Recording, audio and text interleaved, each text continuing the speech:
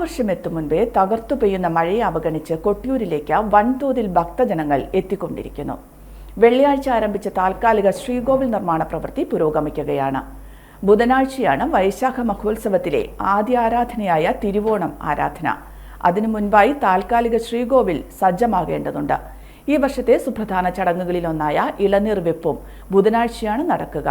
രാവിലെ നിർമ്മാല്യം, 36 കുടം ജലാഭിഷേകം, ഉഷപൂജ, സ്വർണ്ണക്കുടം, വെള്ളിക്കുടം സമർപ്പണം, പന്തീരടി പൂജ, ഉച്ചശീവേലി, 1000 കുടം ജലാഭിഷേകം, അത്താഴപൂജ, ശീവേലി, ശ്രീഭൂതബലി എന്നിവയാണ് നിത്യപൂജകൾ.